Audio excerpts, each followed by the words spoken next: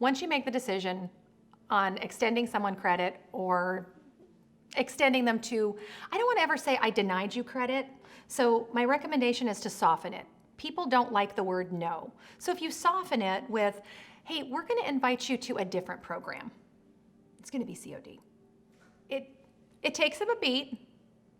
I'm not saying it's always met happily, but again, it's how you communicate it.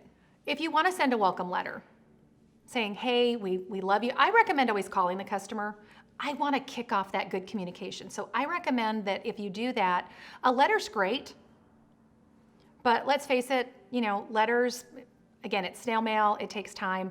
Picking up that phone and kicking off that conversation with them, right? Hey, this is Alex, glad to meet you, however you want to say, gosh, we love to have you as part of, our family here, however you word it, whatever's comfortable for you.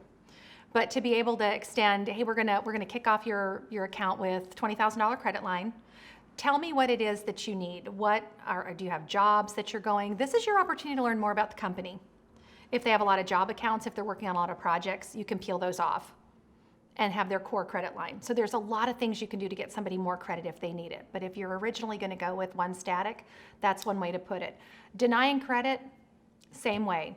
Hey, just wanted to let you know, we looked at your credit report, we pulled in the factors. It's no one factor that makes it more than another. We basically take all the data, all that you gave us, credit reports, we put it into a big credit blender and we poured it out and the smoothie said COD. First thing you want to do is, how much credit did they really need? And you talk to your salesman about that.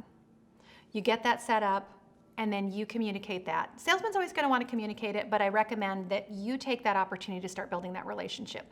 Communicate that information to the customer, and then that's another opportunity to start talking them through a little bit about their business. If you have to deny credit, same concept. Give them the courtesy of calling and saying, hey, unfortunately, we noticed some things that came up. Not everybody's going to react well to that, but it gives you the opportunity to address it head on and perhaps save the customer.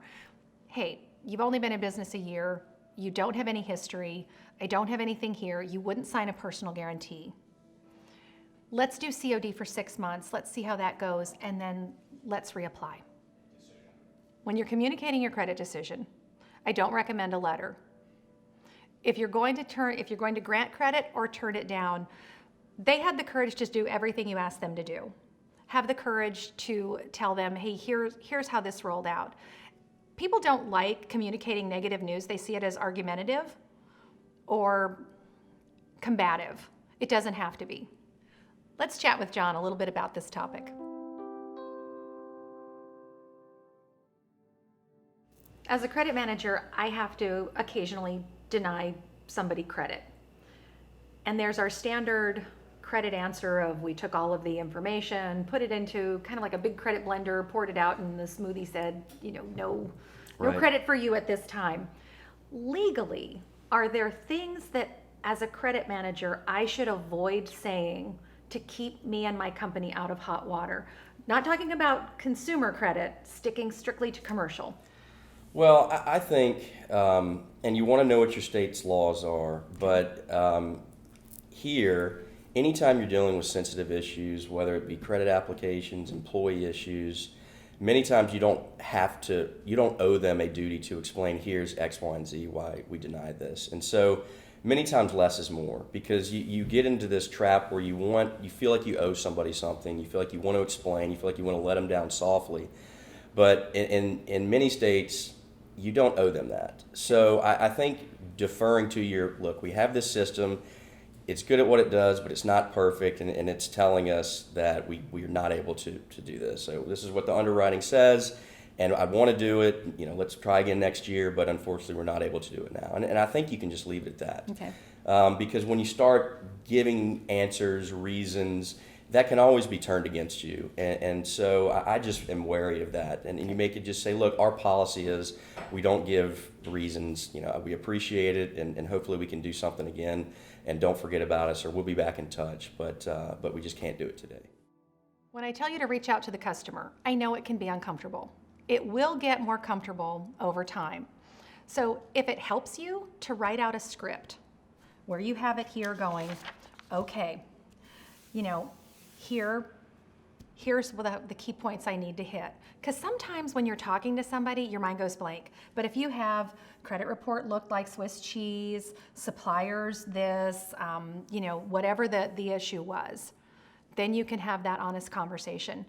And again, not everybody's going to be kind to you. So you have to kind of brace yourself and remember it's not you particularly that they're upset with. Chances are they already know what their credit looks like.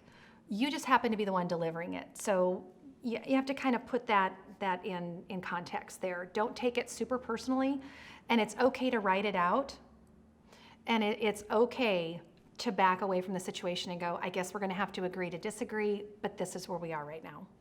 Those open, honest conversations are very important. People may not like what you're saying, but when they calm down, they'll respect that you said it. Since you've been proactive to this point, that's going to set you up to be able to really be successful. Your salesmen are going to trust you. They're going to trust you to talk to their customers. The customers are going to trust you to have those conversations, so when you bring other concepts up, they're met more receptively than before.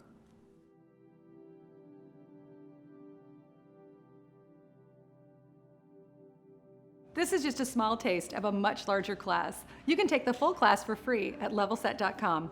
Join me.